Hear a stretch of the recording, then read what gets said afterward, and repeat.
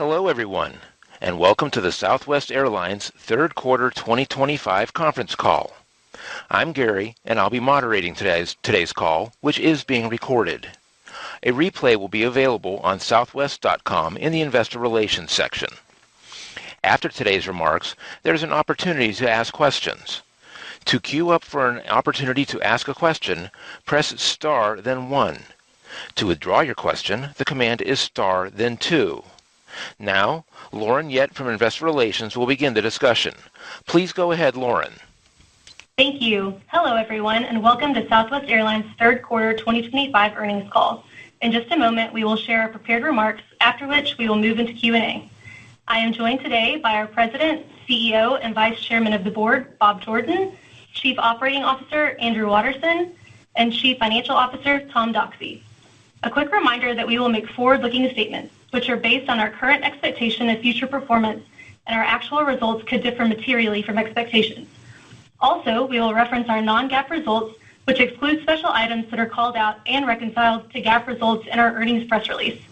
Our press release with third quarter 2025 results and supplemental information, including our initiative highlights, were both issued yesterday afternoon and are available on our Investor Relations website. And now, I am pleased to turn the call over to you, Bob. Thank you, Lauren, and thanks everyone for joining us today.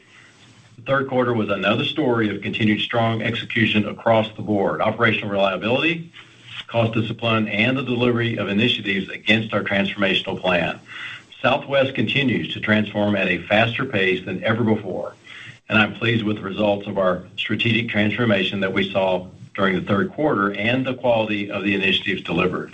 Both costs and revenue finished meaningfully ahead of expectations, and the rollout and impact of our initiatives remain firmly on track.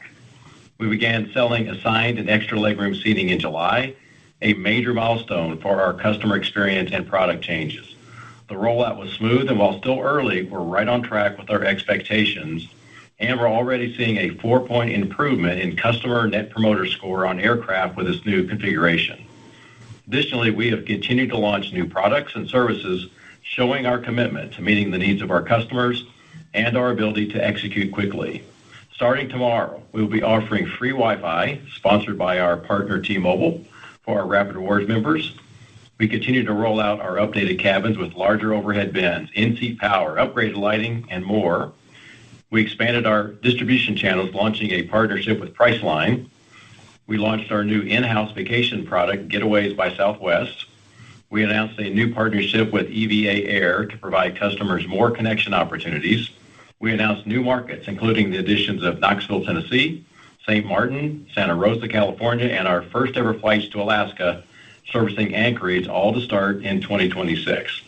And we aren't done. While we don't have specifics to share today, we're actively looking at continued changes to widen our product offering for our customers, provide additional premium revenue opportunities, and further enhance our Rapid Rewards loyalty program and co-brand economics, including things like premium seating, airport lounges, and long-haul international destinations served by Southwest Airlines. And our customers are responding to these enhancements. Our brand Net Promoter Score has returned to the level seen prior to our policy changes announced in March, and we are excited to deliver further enhancements as we improve the customer experience. Our strategic plan continues to progress well, and we're encouraged by the sustained outperformance of bag fee revenue and the momentum across other key revenue and cost initiatives.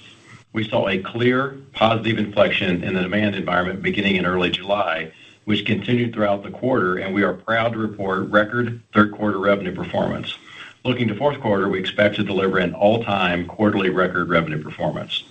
We maintain strong cost discipline across the organization, significantly beating our CASM-ex guide for the quarter. We have identified additional cost-saving opportunities in the back half of the year and remain confident in our full-year EBIT guidance range of $600 to $800 million. We are entering the fourth quarter with confidence and anticipate meaningful margin expansion as the benefit from our initiatives continues to mature as we execute our transformational plan. Our people delivered a strong operational performance throughout the quarter. Their dedication, their resilience, and the world-class hospitality continue to set Southwest apart. We've made measurable progress across nearly every key operational metric since January, and we continue to lead the industry as we track our performance against the Wall Street Journal Airline Scorecard.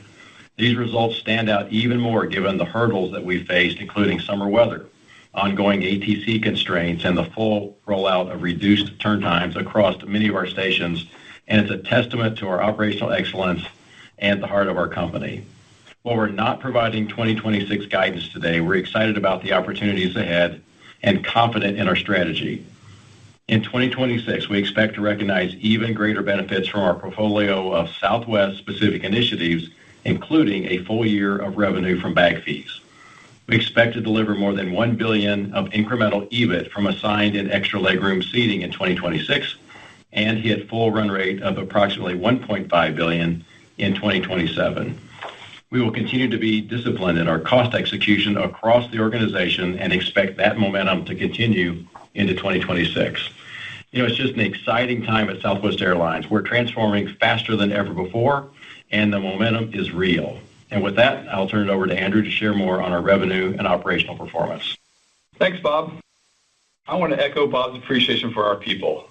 Their hard work and commitment enabled us to deliver an outstanding operation this quarter, even in the face of early July weather challenges. We've come a long way over the past couple of years, working to enhance processes and technology and improve daily operations and better manage disruptions. A great example of this was in September, when an external telecommunications issue in Dallas impacted radar, radio, and computer systems, triggering FAA ground stops at local airports. Despite our significant presence at Dallas Love Field Airport, we had just one cancellation, finishing second among all U.S. airlines for the day, including many that weren't directly affected by the issue. Our teams, particularly those in the NOC and at the station, responded quickly and effectively, keeping our operation running smoothly and reliably. We know reliability is one of the biggest drivers of customer Net Promoter Scores and a primary driver of loyalty. So it's critical that we continue to innovate and invest in both our operation and our people. The demand environment inflected up in early July and sustained momentum throughout the quarter. The improved demand environment and our execution of our initiatives contributed to our record third quarter revenue and to being the midpoint of our third quarter guide, with RASM coming in at up 0.4%. Even with increased capacity from our strong operational results and our ability to prolong the filling of the 6 to-be-removed seats on our 737-700 aircraft. We were pleased to see load factor up year over year in August, September, and so far in October. And corporate travel demand improved sequentially, with a particularly strong September where we saw multi-point passenger growth. We're also seeing great traction with our loyalty program and co-brand credit card enhancements, which align with our new product offerings and incentivize everyday spending. Third quarter loyalty revenue was up 7%, and we saw double-digit growth in co-brand card acquisitions year over year. Our recent 100K point promotion saw the highest acquisition activity in over 5 years, signaling that these enhancements are resonating with customers and driving increased engagement. Looking ahead to the fourth quarter, we expect RASM to be in the range of up 1 to 3%.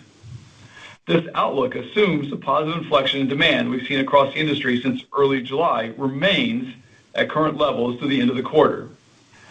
It also reflects the planned acceleration from our initiatives, the approximate 2-point year-over-year increase in fourth quarter capacity since July, and the recent observed impact of the government shutdown. To the extent that demand strengthens beyond current levels, it would provide upside potential to our full-year EBIT guide of $600 to $800 million. We're planning for fourth quarter year-over-year capacity growth of approximately 6%, which compares to a relatively low base in fourth quarter 2024.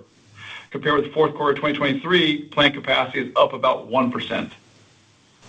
This capacity level now contemplates further pushing out the retrofit timing of our entire 737-700 fleet to be completed in January without any impact to the planned operate date for seat assignments and extra legroom seating on January 27th. A big shout out goes to our tech ops team for streamlining the timeline to complete this work, allowing us to capture additional revenue on those 6 seats during the entire holiday period at almost no incremental cost. On the product side, we launched the sale of assigned and extra legroom seating on July 29th. While early, Bookings are in line with our expectations. We're seeing strong interest from customers, and the trends are encouraging, including demand for our new products, fair product buy-up, and ancillary seat sales. These offerings are helping us differentiate and enhance our product and drive incremental revenue. We feel confident in our ability to deliver more than $1 billion of incremental EBIT from assigned and extra legroom seating in 2026 and hit full run rate of $1.5 billion in 2027. We're proud of the progress we've made and excited about what's ahead. With that, I'll turn it over to Tom. Thanks, Andrew, and hello, everyone. As you've heard from both Bob and Andrew, our initiatives are on track for this year, and we expect further acceleration and contribution from these initiatives into the fourth quarter and into next year, according to our plan.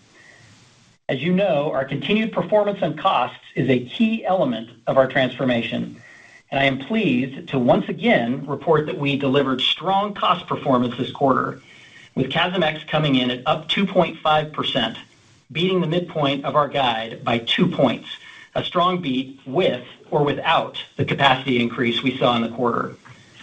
We continue to see broad-based cost discipline across the entire business. I should also emphasize that this is more about spending smartly than it is about simply cutting costs or simply pushing costs forward, as evidenced by the customer, technology, and operational investments being made across Southwest Airlines.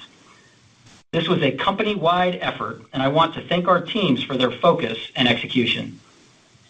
Looking to the fourth quarter, we are expecting strong continued cost execution, with CASM-ex up in the range of 1.5 to 2.5%, on capacity up approximately 6%, both on a year-over-year basis. Excluding the impact of expected book gains from fleet transactions in the fourth quarter of both years, which gives a more accurate view of the cost performance of the underlying base business, we expect CASM-ex to be in the range of flat to up 1% year-over-year. Turning to fleet, Boeing continues to hit their delivery plan, and we've increased our 2025 delivery assumptions from 47 to 53 Boeing 737-8 aircraft. We received 8 aircraft deliveries in the third quarter and retired 16 aircraft from our fleet, including the sale of 1 737-800 aircraft, and plan to sell 4 additional 737-800 aircraft in the fourth quarter. We will continue to be opportunistic as we evaluate potential sale transactions from our existing fleet. We continue to expect full year 2025 capital spending to be in the range of $2.5 to $3 billion, which includes the additional aircraft deliveries expected this year, as well as the expected proceeds from aircraft sales.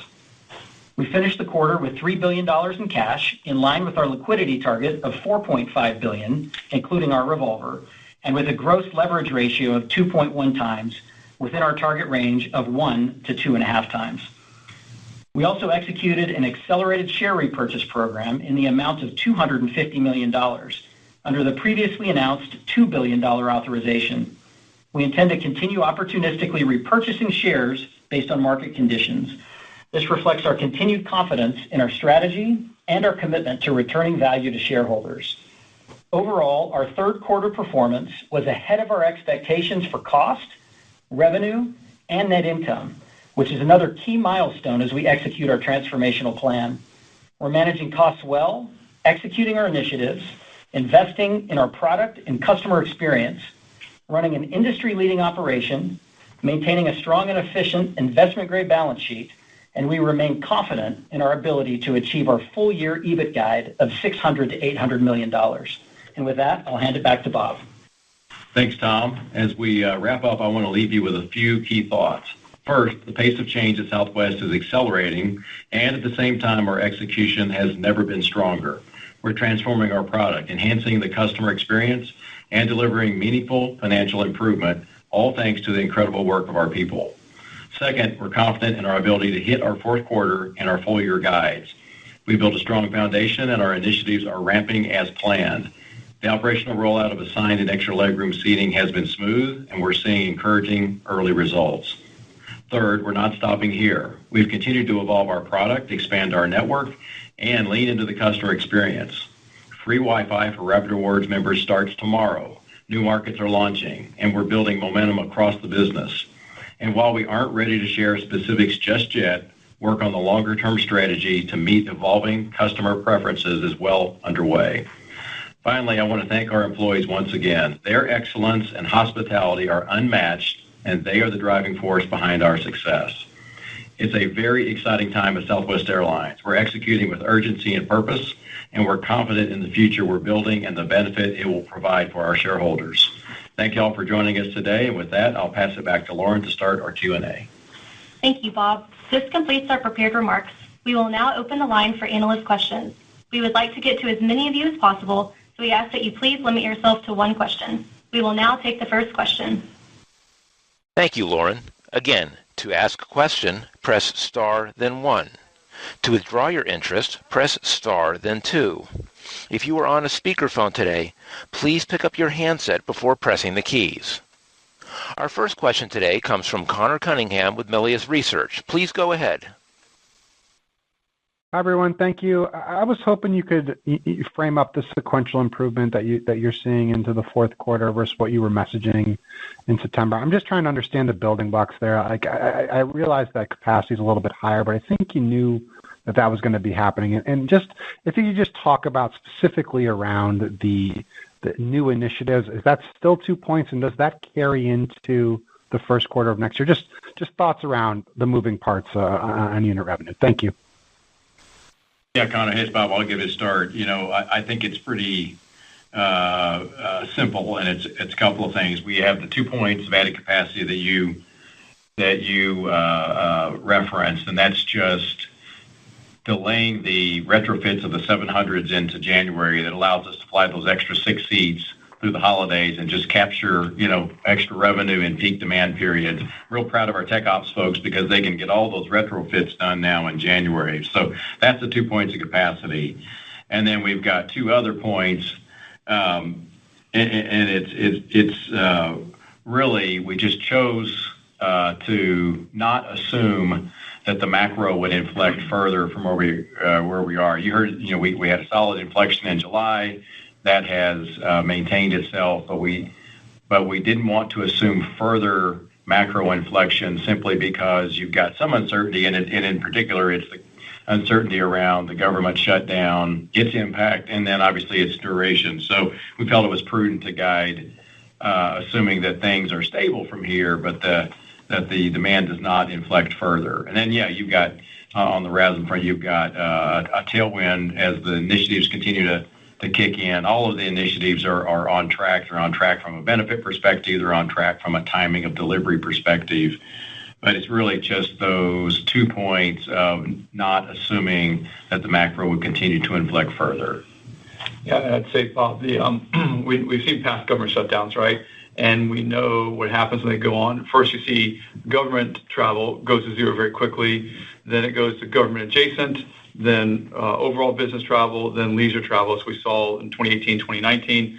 Obviously, like everyone else, we experienced the government stopping travel very quickly. But last week, we did see government adjacent. This is state and local governments depend upon government reimbursement. These are defense contractors. These are companies that kind of do business with the government. And they held up until last week, and they went down sequentially. So view that more as a canary in a coal mine. It's not material numbers that we're talking about between those 2 categories of observed, but we know what happens in the future. So if you're uncertain about when the government shutdown ends, that makes you less, able to assume an economic inflection. And so it all is tied up, I think, in when the government shutdown ends. And Connor, just the last, kind of maybe connect your tangent to that is, either way, whatever happens to the macro, whatever happens with the shutdown, we're committed to hitting our 2025 reaffirmed EBIT guide. We're not sitting around waiting for the macro to show up as an example. We're going to continue to press on other areas, in particular costs, like you saw us press and beat on CASM-ex in Q3. That just add more assurance around meeting that full year guide. So I wouldn't take that as we're just waiting to see. We're absolutely working proactively to put some insurance around the guide, irrespective of what the macro does, what the government shutdown does. Am I allowed to follow? Can I just follow up to that? Just on. So I guess the pushback that I've heard is that basically you've added 2 points to incremental capacity, and it's almost like that's almost a zero revenue contribution. I mean, you're going to get natural uplift in overall growth. I just like. Maybe you could just frame up like why was it the right decision to add that incremental growth? I understand that there's a cost benefit. I would have thought costs would have moved down a little bit more. So just how you're balancing that in general on that decision. Thank you. Sure. I mean, first of all, it's an EBIT guide, not a RASM guide. It did imply a RASM, which you're asking about. But the decision, because the tech ops team has been much more productive, we will be doing them faster. So when you do it faster, it overall costs less money, and then it also that lower number shifts into Q1.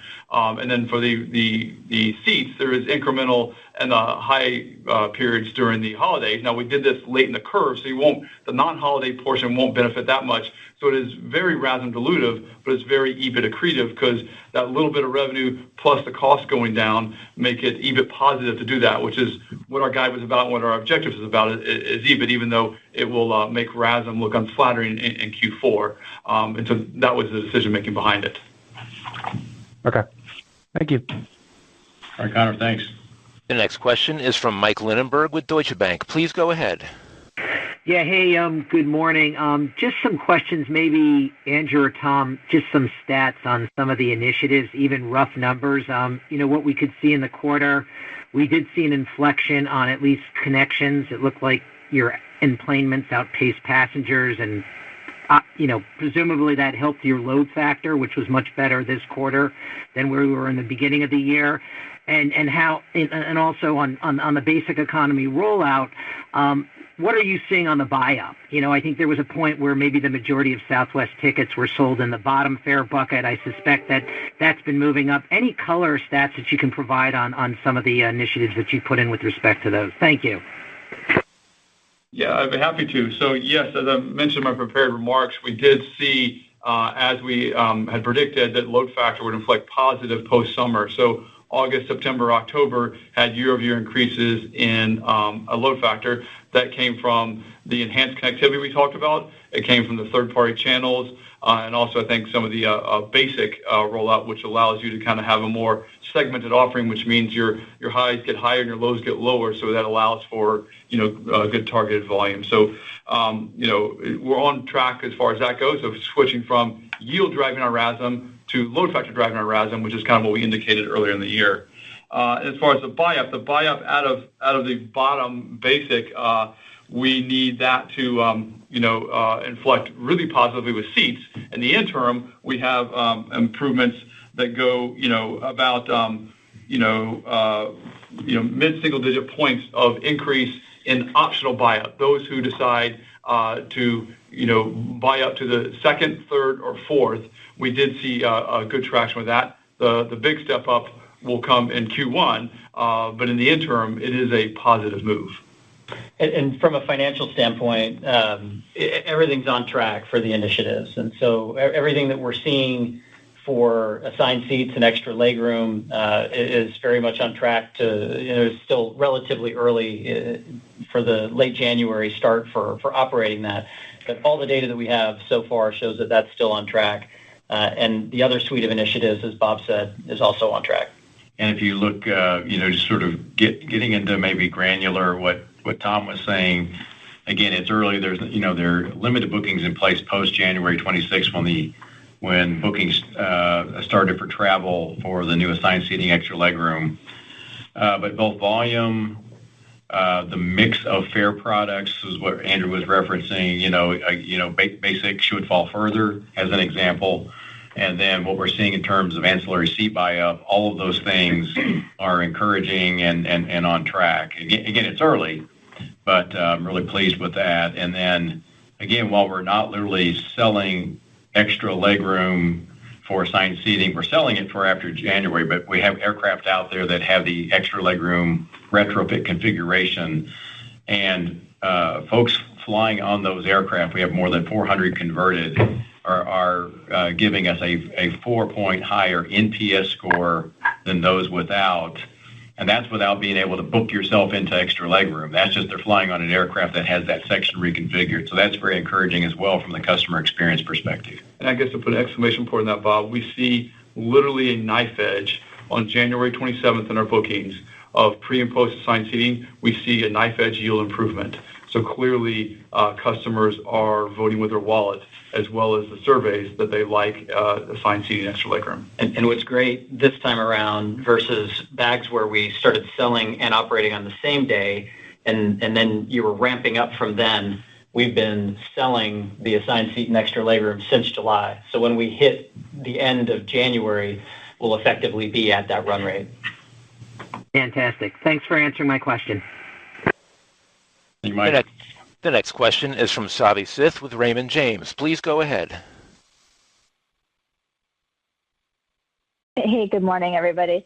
If I might, just on the initiatives and kind of the unit revenue trends, ask a little bit of a question on how we should think about as you head into 1Q, just not assuming any kind of demand environment change, just based on that initiative ramp up and capacity plans. Like, how should we think about the progression of year-over-year RASM? No, I'm not looking for a guide, but just trying to understand kind of the magnitude of how that moves from 4Q to 1Q. Yeah, so what we have talked about is a $1 billion number for the extra legroom and the seat assignments. And as you think about the other initiatives, by and large, by the time you get to 1Q, those will be approaching run rate. There's some of them that still have some ramp that occurs, during the first half of the year. The loyalty program, for example, continues to ramp along with, the benefits that come with seating. But I think you can think about it in those terms. You're right. We're not guiding 2026 yet, but that $1 billion number that we've talked about for next year and the ability for that to then grow to $1.5 billion as we move to the following year is still very much intact. And if you look at Q1 capacity, it's already published. Now, I'm not saying it's final, but that when we publish, we don't move it that much. It's a modest year-over-year increase. We will still be lapping our load factor initiatives that started really in August and beyond. So that benefit should still carry on into Q1. And then, as I mentioned, the knife edge improvement yield starting 127 coming from seat fees and buy up to extra to higher fare products. Those, I think, three combinations of low capacity growth, load factor improvements still tracking, and extra yield makes for a interesting Q1. Well, yeah, and just for full year, I know we're going on a long time about this kind of combination of what both were talking about. If you just take the midpoint of our guide that was reaffirmed for EBIT for the year, $600 to $800 million, and then you stack on top of that the $1 billion that Tom referenced around the benefit of assigned seating and extra legroom, and then you stack on top of that the incremental value of a full annualized year of bag fees, which I think is roughly $700 million. And then we have obviously rewards improvements and a number of other initiatives that are all maturing. It just gives you an idea of kind of the EBIT stack for the EBIT stack for the year. Certainly we're not guiding 2026 today, but it just gives you an idea of how to think basically about that EBIT stack. That's helpful. Thank you. You're welcome. The next question is from Sheila Kahyaoglu with Jefferies. Please go ahead. Good morning, and thank you for the time. Maybe if I could ask on just if you could fill in the details on the corporate growth, how you're thinking about that filtering into your sales numbers, and changes on that growth formula going forward, given you're selling forward into January and you're seeing a knife edge and that yield premium coming through. Yes, the corporate for the new year is extraordinarily low right now, so I wouldn't give a read into that. I will say for Q3, corporate sales for future travel, kind of excluding the government, and inflected up to a plus 5% year over year. So we're seeing corporates improving. our trip growth was down. It was actually, we shrank trips where our competitors increased. So normally, since corporate is schedule sensitive, not price sensitive, that should have led to kind of a reduction in share, and we didn't necessarily see that. And so we see good, solid trends with demand for Southwest business. But we expect, as you hint at in Q1 with assigned seating, that will unlock additional growth. Right now, through various different measures, we think our domestic managed business share is in the mid-teens, which is below our overall capacity share. And we think extra legroom assigned seating should give us tailwinds in our corporate share, and that is not quantified to the numbers that we just gave you. Great, thank you. My pleasure. The next question is from Jamie Baker with J.P. Morgan. Please go ahead. Hey, good morning, everybody. So I suppose the definition of sell-side insanity is asking the same question over and over and expecting a different response, but, here it goes. Fourth quarter RASM guide, up 2% at the midpoint, but all of the tactical improvements, the bag fees, loyalties, and flight credit noise, that's, 8 points of benefit. So, that suggests RASM at your core, so excluding the good stuff, is down mid-single digits. Why is this not the right way to think about it, that the core is deteriorating, but new initiatives are making up for it for now, but of course that could prove challenging when you begin to anniversary those initiatives? Yeah, I don't know where you're getting the 8, Jamie. I apologize for not following your math. You did mention the flight credits. The way the flight credit breakage works is that when customers, cancel a flight or it drops to a residual travel fund, then those break prospectively. So the breakage rate changing is not something that you kind of will see changing until next year. So we expect 2026 to have to show breakage benefits from the change in policies. So that one's coming. But the bag fees obviously are let's call it a 3-point benefit year over year. Sequential is less than 1 because most of the policy was already in place for Q3. We do have on a year-over-year basis, if you're doing that, our stages engage is growing year over year, whereas our competitors, that's going down as they restore regionals. So that's about a 2-point headwind for RASM if you did normal stage length adjusting. So I'm just not getting your 8. But if you kind of walk us on it, maybe we can answer it. Well, let me ask it differently. In the fourth quarter guide, what is your initiative RASM then? And if we so whatever your answer is, maybe it's +3, maybe it's +11. I mean, it's not going to be, but whatever the initiative-related RASM contribution is, shouldn't we think of the difference relative to the 2% midpoint as the core? And is that deteriorating? I think if we look at, I'm not sure, maybe Tom can help with the initiative stuff, but if you look at others' domestic main cabin, which is clearly not their strongest, our domestic, you can look at us as a proxy for a pure play domestic main cabin, we see, sequential improvement, and theirs doesn't necessarily imply that either. We see as far as the core, you look at our core customers, as we mentioned, we see our credit card applications have accelerated with the new products and the new features. We're seeing, Rapid Reward signups accelerate, and we're seeing our Road Warrior travel also improve. So our core customers are responding back. Our net promoter scores from our customers did dip post your conference and kind of went to the bottom in June, and now have returned to where they were pre your conference. And so all the kind of telltale signs at the micro level show our customers increasingly engaged, increasingly using Southwest Airlines, whether it's a credit card or a traveling with us. So, we see good trends in the core. Yeah, and maybe what I'd add there, Jamie, as well, is as far as where you draw the line between an initiative versus the base business is not always a clear line. We knew as we announced actually at your conference several of these initiatives that there would be an offset. And so as we guided these things, we guided them, and we gave estimates for some of them. We guided those or gave those estimates as a net. And so, it's not always a clear line on where you draw it between base business or the initiatives. And then a quick second one for Bob. And thank you for all that color, by the way. So in that lounge survey that you sent around, Southwest used the word hub for what I think might be the first time in history, and correct me if I'm wrong.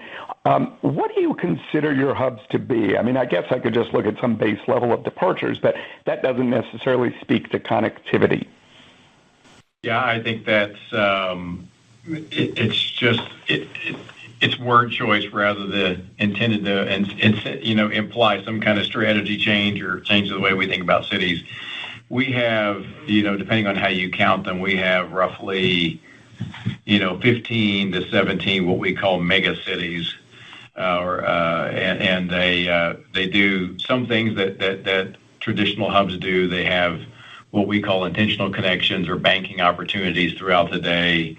They are not full banks, but they also have a lot of non-banking, banking of aircraft activity. And again, those intentional connections are just to drive connectivity across the network. So I wouldn't confuse that word choice as any change in Southwest Airlines network strategy. Now, back to the survey. Obviously, if we were to choose to go forward with lounges, and we've been talking about where do we go next strategically to continue to widen our offering for our customers, to continue to widen our offering of things that they desire, in particular premium, and then how do we do all that to impact the economics of the Rapid Rewards program and the co-brand card. We're looking at what would our customers want in a lounge, where would those lounges be located relative to where we have strong passenger strength and demand. So that's really what it was about. And we're hopeful and again, this work is, not just thinking about it. There's active work in terms of developing the next strategy, and I'm hopeful to be able to lay, parts of that out early in 2026. Yeah, I think, Bob, to put a point on that, if you index that to 2018, we're getting very close to our competitors here in Q3 and Q4, maybe close the gap. But where we have still a gap is the other revenue. Is our credit card hasn't done as well as others in recent times.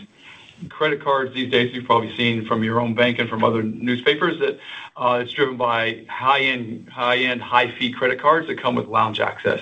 So our gap and RASM is turning into now more the quote other revenue driven by high-end credit cards, and so that's what drives us to look at it, as well as the customer desires that Bob talked about. The next question is from Catherine O'Brien with Goldman Sachs. Please go ahead. Hey, everyone. Thanks for the time. Maybe just a quick first one on shareholder returns. Can you walk us through how you think about the guardrails to shareholder returns? You're within your 1 to 2.5 times leverage target, 2.1 times at the end of 3Q.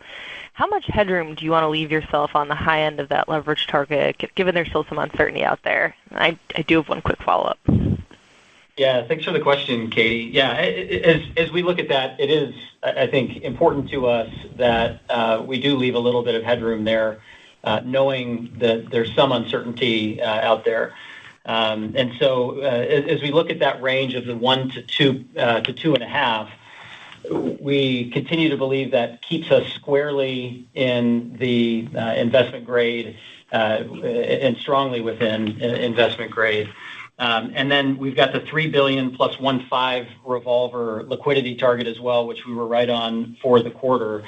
And so as we think of shareholder returns, it's about ensuring that we're staying within those guardrails, and that as we look at the variability that might be there within the guide, that we leave room to stay within that, under those different scenarios. Okay, great. And then I had to laugh at Jamie's sell-side insanity, but I'm gonna keep going down the path, so forgive me. But I think it just may be helpful to understand a little bit more as we think about next year and the initiative ramp this year. And so maybe just a question on the EBIT target rather than RASM super specifically. You reiterated your EBIT target from last quarter, but fuel is down a bit and capacity is a bit higher. Are you able to share the EBIT contribution from the initiatives that you already booked in third quarter, and then what you're incorporating in fourth quarter, and how much of that fourth quarter figure is already on the books? Thanks so much for the time. Thanks, Katie. Yeah, I don't know that we'll go into that level of detail with it. I think Bob laid it out pretty well as far as the initiatives that we have this year and the increment that we expect to see next year. Yeah, I think you can think of I believe the bag, the largest, of course, right now is bag fees, and that sequential incremental improvement from third quarter to fourth quarter's contribution is about a point. Or a little bit less. Maybe a little bit less than a point. Obviously, as you get into 2026, all of the EBIT associated with assigned seating, extra legroom is fully, there's nothing today. It's a fully 2026 value, then wraps to $1.5 billion in 2027 as it matures. You've got some smaller things, as Andrew talked about, the Rapid Rewards optimization, flight credits, which that will come home as they break, which tends to be later. Yeah, we'll lay all that out as we stack up the EBIT guide for 2026. We're just not ready to do that today. Yeah, and there's, of course, the continued cost savings as well. I think your question was a little more focused on the revenue-related initiatives, but we've got the cost initiative that will continue to ramp up and is also on track for next year. The next question is from Brandon Oglenski with Barclays. Please go ahead. Hey, good morning, and thanks for taking the question. And Tom, maybe I'll just follow up there. You guys did reiterate $4.3 billion, I think, in total initiatives next year, but you guys keep, talking about the $1 billion from assigned seat and premium. I get that. So maybe can you talk to the totality of the 4.3? Is that still valid? And I want to keep it to one question, but I guess two parts here. Can you give us a better understanding of how the buyout process is working today in the fourth quarter, and then how that potentially changes from like a basic fare to, a plus fare just based on seat assignments and premium availability? Thank you. Thanks, Brandon. I'll start, and then Andrew will take the second part of your question. The 4.3 is very much still intact. We've talked about the $780 or so million in cost savings. We've talked about $1 billion that would come from bags. We've talked about $1 billion that would come from extra legroom and seat assignments, which will start operating in January. We've got the earn and burn on the frequent flyer. We've got the amendments that we've made and the enhancements that we've made to the Chase program.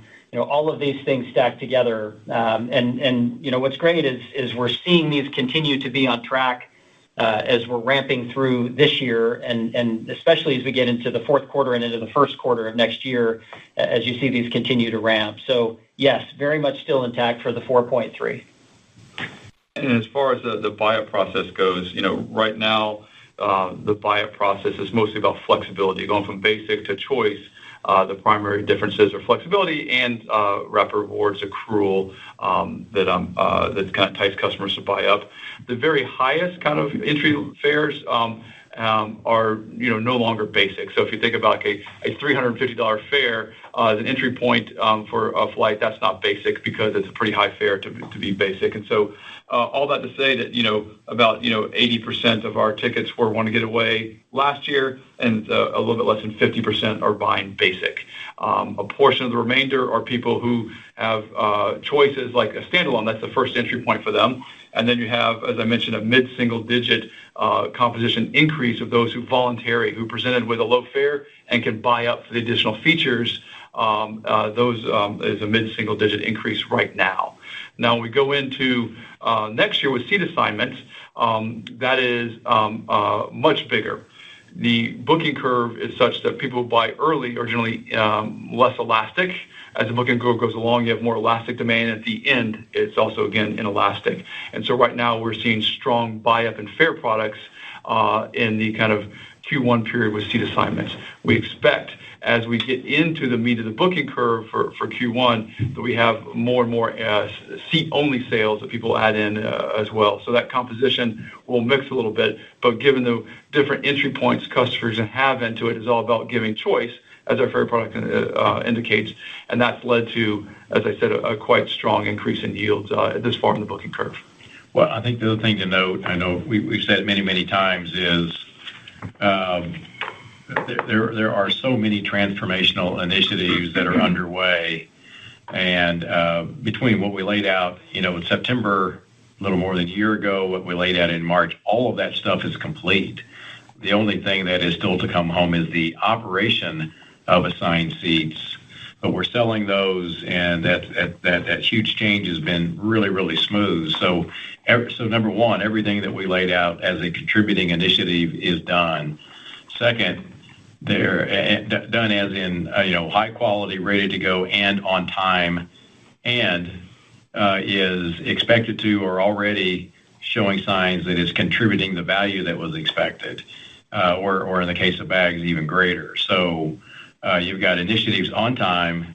They'll start as planned, and they are in line right now to deliver the value that we expected. So we have high confidence in both the in both that total value of EBIT to be delivered through initiatives, and then our EBIT guide in the fourth quarter of this year for the full year, and then the EBIT guide that we'll put in front of you in 2026. But the execution of all this has just been stellar. Thank you. The next question is from Duane Pfennigwerth with Evercore ISI. Please go ahead. Hey, thank you. I'm gonna keep it to one. I think we're struggling a little bit with that request. So anyway, I assume some of these initiatives have a learning curve associated with them from a revenue management perspective, and I wonder if you have any anecdotes about early learnings or tweaks you have made since the early rollout. Maybe some of these items were disruptive initially, but are settling down as we get more fully baked into the booking curve. Yeah, certainly. I think Tom made a good contrast of bags and basic was kind of all at once because you start selling and operating right away, whereas assigned seats, we have a long run up to it. So we mentioned last time that we saw a customer reaction to bags and basic, which affected the third quarter by 1 point. That since then has been resolved, and that basically comes down to, you have a much wider set of price points. As an earlier question implied, the number of people who buy in just your lowest entry point used to be so high, and now it's a lot wider. And so you did see different reactions from customers in June and July. As they've learned it, we saw that stabilize by mid-July, and the customers are kind of buying like normal, if you will, for that.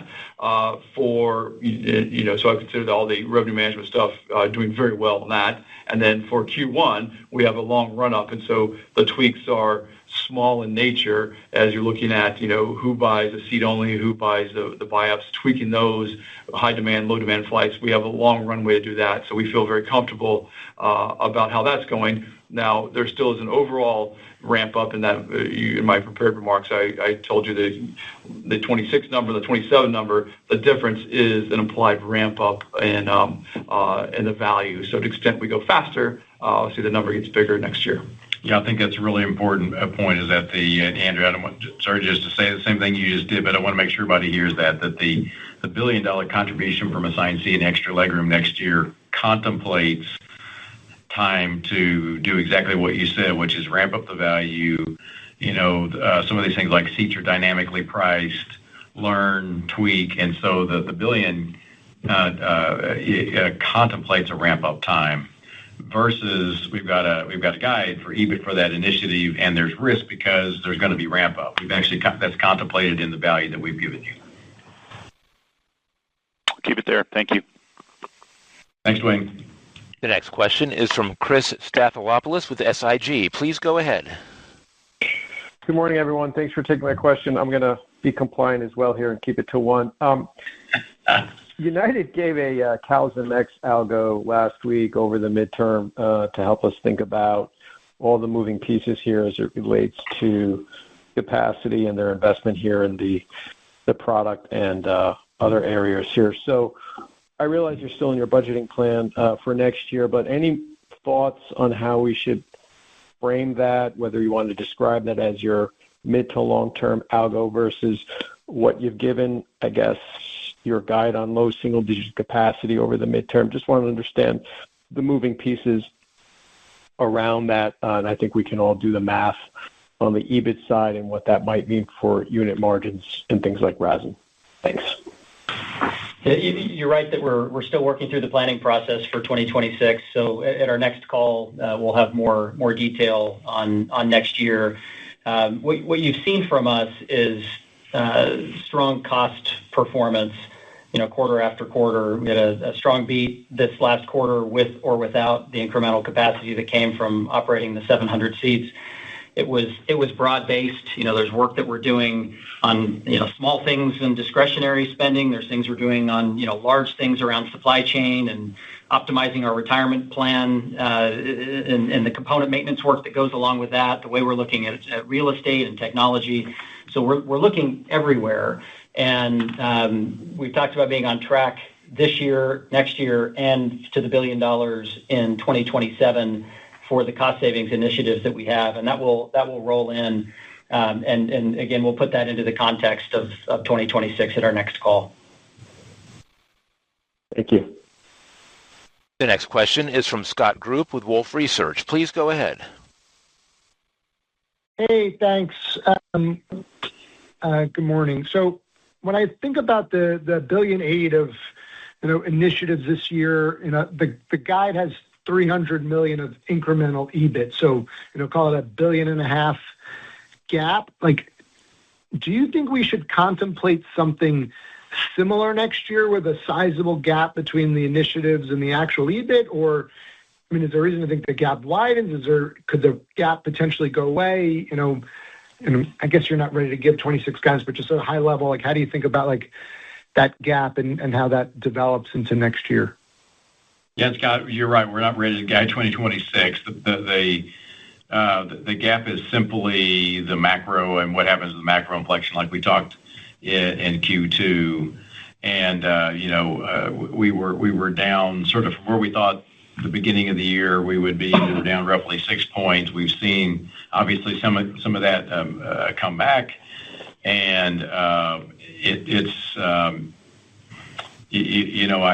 think absent maybe the uncertainty of the shutdown impact, there would be more certainty that continued macroeconomic inflection would continue. You've heard some others say that that macro inflect back is going to be completely back to before the issues by the end of this year. You've heard others say close. You just don't know.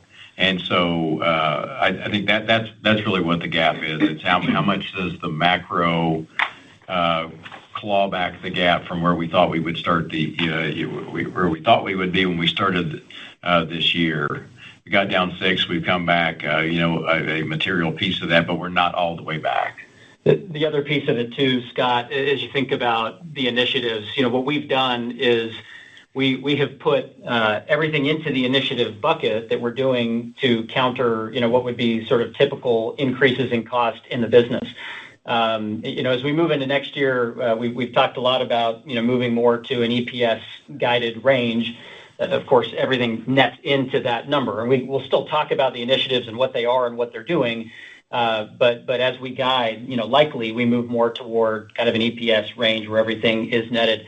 And, as we talk about these initiatives, this particular cost savings initiative, kind of in a year where we're not so initiative heavy with the transformation that we have, those types of things just find their way into the sort of typical efficiencies that you're building into your budget as you're moving forward. And don't confuse my word typical, of anything other than just talking about kind of standard budgeting practices. We're going to continue to be really focused on the efficiency coming out on the cost side. Thank you, guys. Appreciate it. The next question is from David Vernon with Bernstein. Please go ahead. Hey, good morning, guys, and thanks for taking the questions. So, Andrew, I'd love to kind of narrow in on that comment around the knife edge improvement in yields with bookings for the assigned seating in January. Can you kind of is there a way to dimension it and to talk a little bit about how much of the schedule is sold at this point in time, whether the sell-through rate is being affected by the higher yields, or any additional commentary you can give us on what that knife edge comment was would be great. Thank you. Yeah, well, I apologize in advance. I'm going to do my best not to, but because it's early in the curve, and so this is our first time doing assigned seats and stuff like that. So we have studied others. We've scoured for good industry data. We think we have good compares. We have our models are trained on how we sell early bird and stuff and upgrade boarding. So we think we have good context. And so I'm not going to give you the number because I don't know how long they'll persist through the booking curve. But when you do see a knife edge, it's clearly a change in customer reaction. You rarely see knife edges, and when you do see a knife edge, something happened. In this case, we see a disproportionate customer reaction to the ability to buy an assigned seat or to upgrade to a fare product that includes it. And so that gives us confidence that we will see a revenue positive customer reaction as we go throughout the booking curve. It's just the amount being different than our business case is something where it's just too early for us to hint at. Okay, thank you. And then maybe just as a quick follow-up, Tom, I applaud the desire to get out of initiative jail here because the incremental math from this side is really tough to get to. But if you think about the cadence of what you guys have in your initiative plan, can you tell us kind of what quarter we hit peak initiative? Is it Q1, Q2, Q3? Like where in the way you guys have done the math around the initiatives do we kind of get the max contribution from the initiatives? Thanks. Yeah, and of course, I'm not sure if your question is the quarter where most of the inflection occurs, or if it's when you're hitting peak contribution from. Peak from. Yeah, peak from would be, tell me your time horizon. It should be the last quarter. We should continue to build and build and build, on these. The big inflection that we have as we continue to move forward, of course, is what Andrew just described as we move into first quarter. Where you have that big positive inflection where we've had a full booking curve to be able to sell into that, again, contrasting that to what we did with bags. But from there, it should continue to build.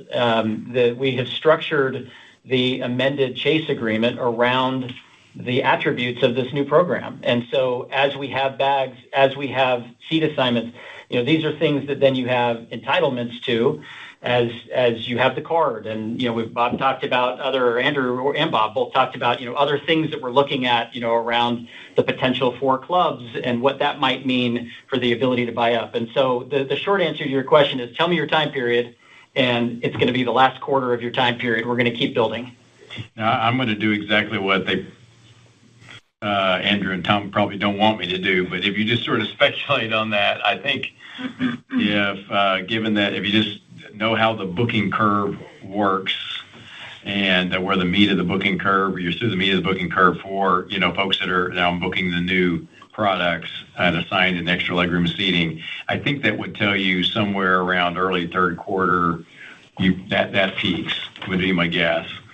I think you'll have annualized the ramp up of the new voucher expiration policies, those kinds of things. The only thing that I can think of that will continue to ramp, obviously, the policy changes, and then especially the changes in values of the card related to assigned seating benefits, boarding benefits. Those should continue to ramp all year as that causes customers want to get the card, engage with the card, the co-branded card, spend on the card. So I would think that initiative continues to ramp throughout the entire year. But the big one, which is assigned an extra legroom seating based on the booking curve, that would tell me that somewhere around early third quarter you get the peak value. Okay. Thank you, guys. Thank you. The next question is from Andrew Dodora with Bank of America. Please go ahead. Hey, good morning, everyone. Thanks for squeezing me in here. So maybe I'll ask a non-initiatives question here to close it out here. But your fuel guidance in this environment was, a little bit surprising. I know it's been volatile, but also West Coast crack spreads have been high for several weeks now. I guess, quick two-parter here. I guess one, Tom, just curious if you're able to give us what your exposure is to West Coast crack spreads. And then two, Bob, what levers do you have in your business that you think could help offset potentially higher fuel from your guidance? Thank you. Yeah, for us, West Coast is probably somewhere around 30 or so. Gulf Coast, we're probably more like about half or so of the exposure. And then just on levers, and I think not just fuel. I think just you saw us, I think, really go to work and have what I think is really good cost discipline in the third quarter. And that cost discipline is not, it's sustainable. It's not just shoving cost out to the future. So we're going to work the same way in the fourth quarter and the first quarter and the second quarter to do exactly the same thing. And that is everything from just managing, sort of traditional costs in departments. We have some opportunities to continue to work on fuel efficiency and which obviously is material given the amount of fuel. We have efficiency work in a lot of departments that are back office, sort of everybody's throwing AI around, but it is the ability, to automate transactions, that kind of thing. And we're seeing good results there. And then we have large efficiency programs in the operation. Some of those take longer. But my point is that this cost work is it's across the board. It's every discipline within the company, and we'll just keep working there. To me, that's the best insurance around whether it's fuel or whether it is the macro or it's the government shutdown impact or whatever it is. The best insurance around hitting our EBIT guide is to just keep putting manic pressure on cost and efficiency and continue to beat those numbers. Great. Thanks for the thoughts. I'll leave it there. Thank you, Andrew. That wraps up the analyst portion of today's call. We appreciate everyone joining. Ladies and gentlemen, we will now transition to our media portion of today's call. Ms. Whitney Eichinger, Chief Communications Officer, will lead us off. Please go ahead, Whitney. Thanks, Gary. Welcome to the media on our call today. Before we begin taking your questions, Gary, can you please remind us how to queue up for a question? To queue up for an opportunity to ask a question, press star, then 1. To withdraw your question, the command is star, then 2. If you're on a speakerphone, please pick up before pressing the keys. We'll pause for a moment and then start answering your questions.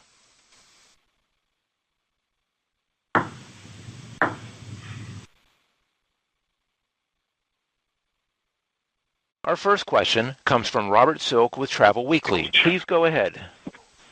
Good morning. So what I wanted to ask is, during the last quarter, you talked about your checked baggage. You made about you were estimating $350 million for this year. Is that number still on course? And the rate of checked bags, how is that weighing in compared to the industry and compared to expectations? Yeah, the financials are right on top of what we have been giving you and a little ahead of what we thought. So it's still, that's right. And then puts the annualized contribution from check bags at right around $1 billion. And yeah, the reduction in lobby bags, so check bags is, Andrew can give you better it's about 30%. We are seeing a modest increase in gate check bags, so bags that show up at the gate that have to be handled there. But overall, our bags are down and down materially. Okay, how does it compare to industry standard? It looks like our checked bag revenue per passenger is right along the same lines as the big three. So it seems like it's a very similar rate that we're getting. Okay. Thank you all. Thank you. This concludes our question and answer session for media. So back over to Whitney now for some closing thoughts. If you have any further questions, our communications group is standing by. Their contact information, along with today's news release, are all available at swamedia.com. The conference has concluded. Thank you all for attending. We'll meet here again next quarter.